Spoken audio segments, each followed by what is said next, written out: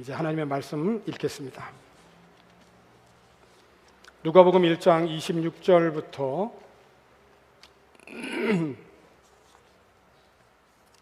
38절 말씀까지 저하고 한 절씩 교독해서 읽고 이 38절은 같이 읽겠습니다. 제가 먼저 26절 읽겠습니다. 여섯째 달에 천사 가브리엘이 하나님의 보내심을 받아 갈릴리 나사렛이란 동네에 가서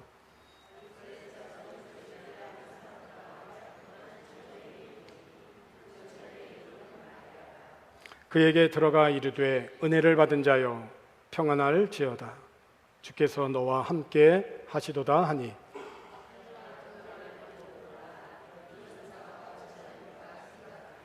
천사가 이르되 마리아여 무서워하지 말라 네가 하나님께 은혜를 입었느니라.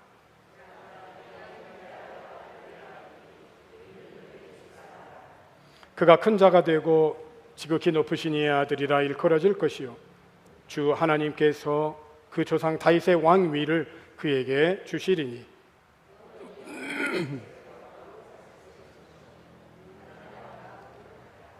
마리아가 천사에게 말하되 나는 남자를 알지 못하니 어찌 이 일이 있으리이까.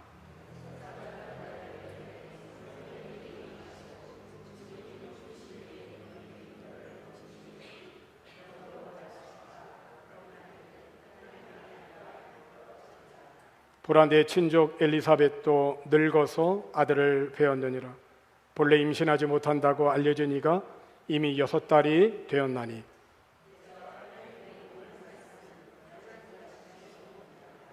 마리아가 이르되 주의 여종이 오니 말씀대로 내게 이루어지이다 하며 천사가 떠나가니라. 아멘. 오늘 본문의 시작은 천사로 시작해서 또 천사로 이렇게 마치는 것을 보게 됩니다. 우리가 어디 낯선 곳에 가면 하나님은 우리가 그 낯선 곳에서 우리가 방황하지 않고 선한 길로 갈 수 있도록 천사들을 많이 보내주세요. 예수님께서도 40일 금식 이후에 천사들이 예수님을 수종 들었고요. 오늘 우리들 주변에는 우리를 돕기 위해서 보내주신 천사들이 많습니다. 하나님의 그 크신 은혜와 사랑을 우리가 또 다시 한번 또 감사하게 되죠. 오늘 본문에 있는 말씀은 하나님께서 나사렛이라는 동네에 천사를 보내십니다. 그 참 변방이거든요. 전통적인 유대인들은 나사렛을 아주 멸시하는 그런 곳입니다. 근데 하나님은 지역과 상관없이 주목하는 사람들이 있어요. 이곳 비록 파교가 높은 1500m 고산지대이지만은 또 마닐라에서는 너무 멀리 떨어져 있는 그러한 곳이지만은 지역과 상관없이 하나님은 주목하시는 사람들이 있습니다. 하나님이 나사렛이라는 동네에 주목하는 한 여인이 있었어요. 그 여인의 이름이 마리아입니다. 이 마리아에게 예수님이 메시아가 이 땅에 구원주로 오시는 것에 대해서 최초로 성령을 통하여 잉태했다라고 하는 소식이 전한 곳이 바로 이 나사렛이라는 곳이었고 마리아를 통하서였습니다. 이 갈릴리는 이제 팔레스틴 북부 지역을 가리키는 명칭이고 나사렛은 그 지역 안에 있는 성읍입니다. 흥미로운 것은 나사렛이라고 하는 이 지명이 나자르에서 왔는데 이 나자르란 뜻은 구별하다, 헌신한 혹은 봉헌한 이런 뜻을 가지고 있습니다. 어떤 특별한 봉사를 목적으로 구별되고 또 스스로 과한 금욕을 서원하여서 자신을 봉헌한 자, 이 헌신한 자를 나자르라고 하죠. 이렇게 구별된 자를 나시린이라고 해요. 그런데 이 나사렛이라고 하는 이 지명이 구별된 거룩한 성읍이라고 하는 것으로 보아서 아마도 이 성읍에는 나시린이 많이 나온 것이 아닌가 추측을 합니다. 이 나사렛이 이스라엘 이 북쪽에 위치한 사실 변방이고 이스라엘의 중심인 예루살렘과는 너무나 멀리 떨어져 있는 국경 성읍이고, 무역로를 통해서 외부와 많은 접촉이 있었기 때문에 이방인들이 많이 살아서 유대인들에게는 멸시받는 그러한 지역이었단 말이죠. 그래서 예수님이 제자를 선택하실 때 빌립을 부르시고, 빌립이 나다나엘이라고 하는 사람에게 예수님을 소개할 때 예수님이 나사렛에서 오신 분이다라고 이야기를 하니까, 나사렛에서 무슨 선한 것이 나겠어?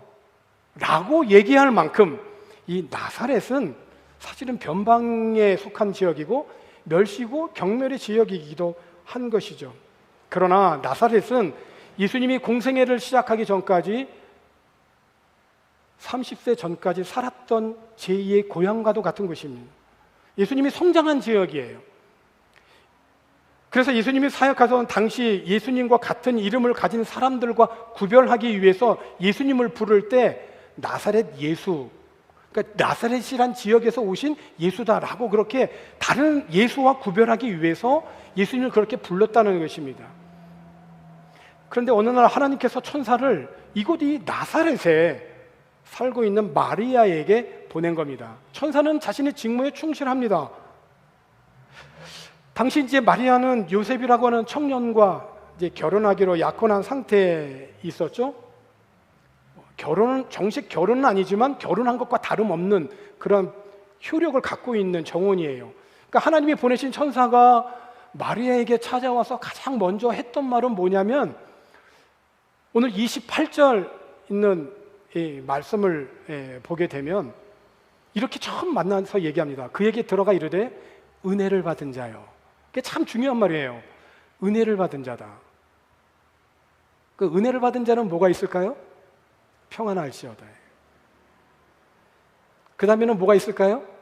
주께서 너와 함께 하신다는 거죠. 그러니까 마리아는 무엇보다도 은혜를 받은 자였다는 거예요. 그러니까 천사를 통해서 하나님이 인정하신 거죠. 마리아는 비록 사람들이 좀 무시하는 지역, 그 변방 나사렛이라고 하는 그런 지역에 살고 있었지만은 하나님이 주목하시는 사람이었다는 거예요. 무엇으로? 은혜를 받은 자였다는 거예요. 은혜를 받은 자.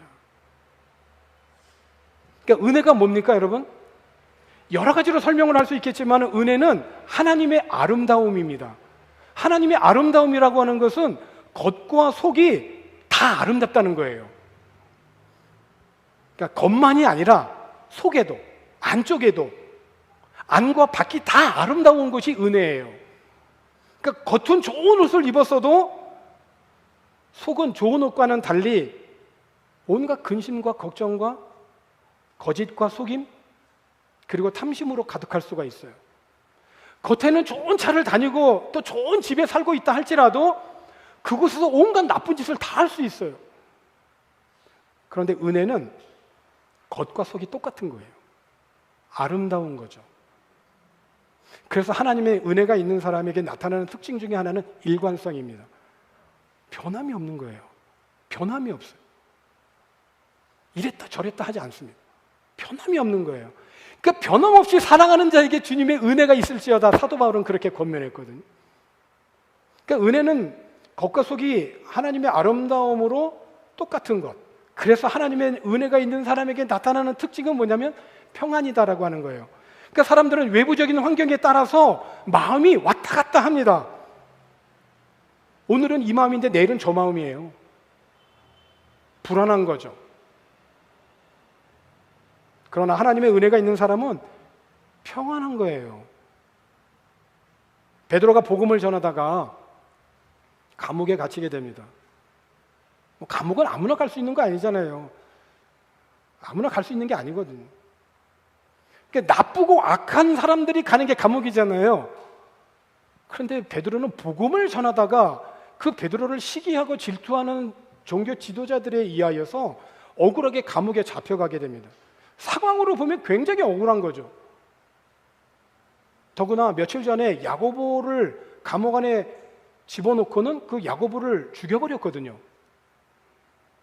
그러니까 베드로도 장래가 불투명한 거예요. 내가 감옥 안에 들어와서 언제 자기도 죽음을 당할지 모르는 상황인 겁니다. 베드로는. 근데 베드로가 성경에 보니까 감옥 안에서 뭐 했느냐? 잠을 잤다는 거예요. 잠을 잤다는 거예요. 여러분, 잠은 아무나 잡니까? 걱정과 염려가 있는 사람은요, 잠을 제대로 이루지를 못해요. 조금만 걱정이 있어도 잠 못 잡니다. 근데 베드로는 깊은 잠을 잡니다. 깊은 잠을 잤는지 어떻게 알 수 있느냐? 천사가 감옥 안에 들어와서 베드로를 깨울 때 옆구리를 걷어 찹니다. 그냥 옆구리를 걷어 찰 정도로 깊은 잠에 빠져요, 베드로가.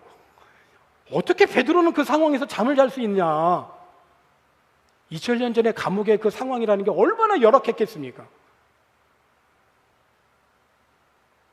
베드로가 그렇게 그 감옥 안에서도 깊은 잠을 잘 수 있었던 것은 그에게 주님의 은혜가 있었다는 거예요. 주님의 은혜가. 그로 인한 평안이 있었다는 거죠. 그렇죠. 주님의 은혜는 그래서 환경과 상황을 초월해서 역사하시는 하나님의 아름다움인 거예요. 내가 안에서부터도 잠을 잘 잘 수 있는 평안함이 있고 겉으로도 환경이 지배당하지 않는 아름다움인 거죠. 은혜인 거예요. 이 평안과 은혜의 근거는 뭡니까? 평안은 편안하고는 좀 달라요. 편안은 5m 정도 되는 푹신한 침대에서 누워있으면 진짜 편안합니다. 근데 마음은 불편할 수 있어요. 편안은 세상의 조건과 상황으로부터 주어지는 것이라고 한다면 평안은 주님의 은혜가 있는 자들에게 주어지는 선물이에요. 그리스도인들은 그래서 하늘로부터 주어지는 하나님이 주시는 평안으로 살아가는 사람들인 줄로 믿습니다. 이 은혜를 사모하십시다. 이렇게 평안할 수 있었던 것은 오늘 28절 함께 읽은 말씀에 28절 하반절에 있는 말씀을 보니까 이렇게 되어 있어요. 주께서 너와 함께 하시도다. 그러니까 주님이 함께 하시기 때문에 평안함이 있는 거예요. 마리아와 정혼한 요셉이 마리아가 임신한 사실을 알게 됐잖아요. 이 일이 성령으로 된 일인지 요셉은 몰랐습니다. 그래서 요셉은 마음이 너무 상했어요. 자기가 사랑하는 여인이 임신을 한 거예요. 자기 애가 아닌 거에 분명하거든요.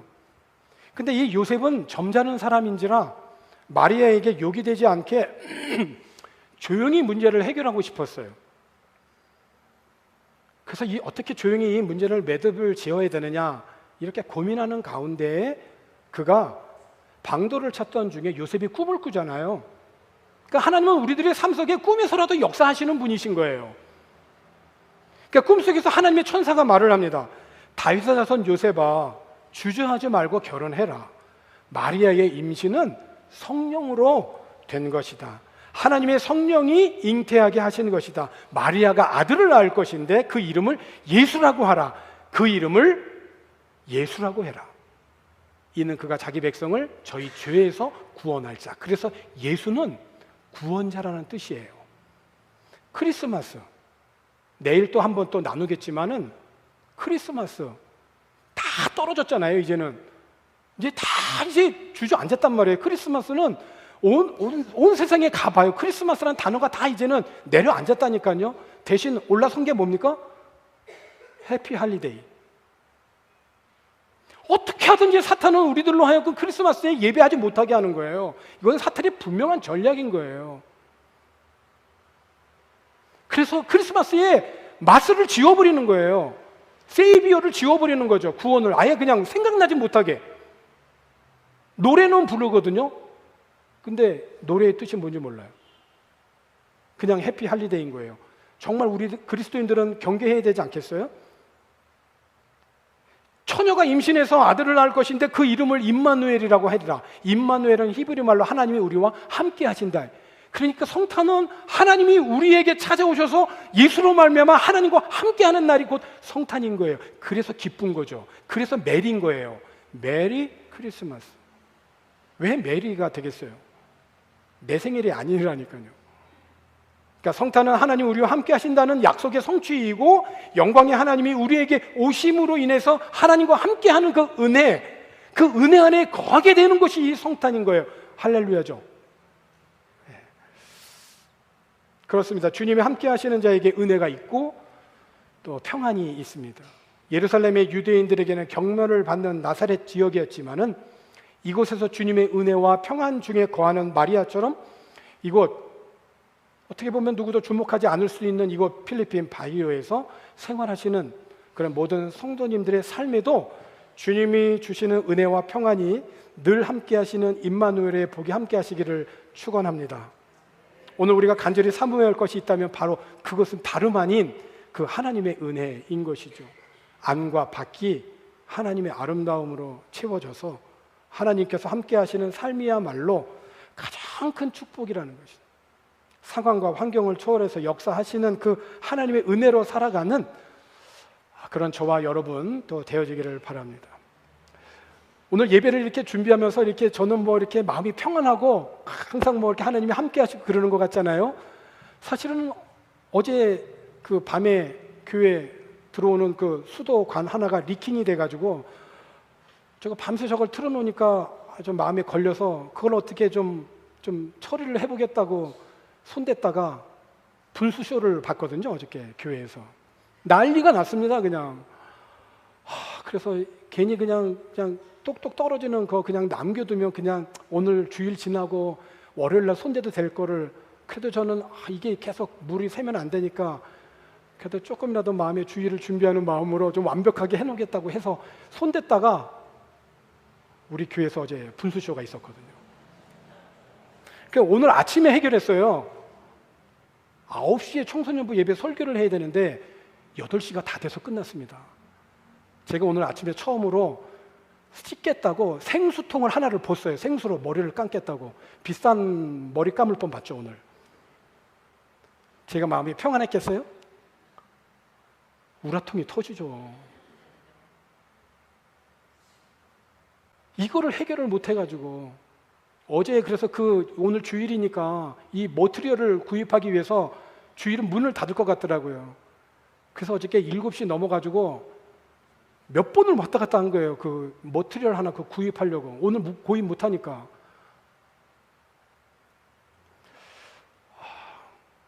제가 평안해 보이십니까? 제가 평안해 보이세요? 그래도 오늘 예배하면서 예배 전에 하나님 나의 이 급함, 이 급함, 이 노함 이거 주님 앞에 내려놓습니다. 덮어주시고 주님의 보혈로 이 예배 가운데 임해 주십시오. 그리고 오늘 하나님을 만나기 위해서 예배하기 위해서 모인 성도님들에게 은혜를 주십시오. 그런 마음으로 오늘 이렇게 설교 잘니까 설교하는 것이지 이렇게 지금 평안하기가 쉽지가 않아요. 그런데 하나님의 은혜가 있는 사람, 하나님의 은혜를 늘 붙드는 사람, 그 사람에게는 세상에서 줄 수 없는 그런 하나님의 은혜, 평안, 임마누엘의 은혜가 있는 줄로 믿습니다. 그 갑작스러운 천사의 방문으로 무서워하는 마리아에게 천사가 말을 하죠. 30절에 이렇게 말을 합니다. 천사가 이르되 마리아여 무서워하지 말라. 네가 하나님께 은혜를 입었느니라. 그러니까 하나님께 은혜를 입었다라고 하는 이런 그 천사를 통한 그 확신, 나야. 하나님이 내가 너야. 너는 내 아들이야, 딸이야. 그 한마디면 되는 거거든요. 그 한마디면 모든 게 다 되는 거예요. 근데 천사가 와서 하나님께서 이렇게 전해주신 거예요. 천사를 통해서 무서워하지 마. 내가 하나님께 은혜를 입었어. 구체적인 하나님의 은혜가 뭐냐? 마리아에게서 31절이죠. 31절에 보라 내가 잉태하여 아들을 낳으리니 그 이름을 크게 한번 선포하십시다. 예수. 네, 예수는 성탄절의 주인이세요. 그러니까 우리들의 성탄절에 예수가 빠지는, 사탄은 그걸 빠지게 하고 잊어버리게 하고 없지만 오늘 우리들의 마음 중심에는 도장처럼 꽉 새겨야 할 것이 있다면 그것은 곧 예수. 마리아에게 구체적인 하나님의 은혜는 바로 이렇게 내가 잉태하여 아들을 낳으니 이름을 예수라라. 이 역사 속에서 성령으로 잉태하여 아기 예수를 출산하는 마리아만큼 복을 받은 여인이 있을까요? 예수는 구원자라고 하는 뜻입니다. 내가 잉태한 예수를 통하여 하나님의 구원이 이 세상 속으로 흘러갈 것이다. 마리아는 자신의 몸속에 예수를 잉태하여 인류의 구원을 이루는 축복의 통로로 쓰임을 받았어요. 하지만 여러분, 이 하나님의 은혜는 특별한 그런 사람들만 누리는 것이 아닙니다. 예수님이 이 땅에 오신 장소를 보더라도 우리는 확인할 수가 있어요. 아무도 주목하고 환영하지 않는 마구간에서, 그것도 짐승 먹이통에서. 성화를 보면 참 온화하고 따뜻하고 멋있어 보이죠? 2000년 전에 먹이통 생각해 보세요. 짐승의 먹이통. 얼마나 지저분하고 위생적이지 못하겠습니까? 그 옆에 가기도 싫을 것 같은데요. 근데 주님은 그곳에 오셨다는 거예요. 의미는 뭘까요? 철저하게 하나님이신 예수님께서 낮아지셨다는 거죠. 그러니까 성탄은 낮아지는 것이라는 거예요. 낮아지는 거. 왜? 우리 때문에. 우리와 똑같은 몸으로 오신 예수님. 그래서 특별한 사람들만이 이 성탄이 아니라 하나님은 천년을 하루같이 기다리신다는 거예요. 죄인들이 회개하고 돌아오기를 천년을 하루같이. 지금도 기다리시는 은혜로우신 하나님. 그렇죠. 나의 삶의 성령으로 말미암아 예수를 잉태하여서 내가 예수를 품고 산다면, 내가 하는 모든 일에 예수로 내가 살아간다면, 내 안과 밖이 다 예수님으로 채워질 수 있다면 우리들은 하나님의 은혜를 받은 자고 이미 주님의 평안이 우리 안에 임하여진 것입니다. 그 성탄의 계절에 그 은혜가 충만하기를 기원합니다. 마리아는 무엇보다도 성령이 임한 여인이죠.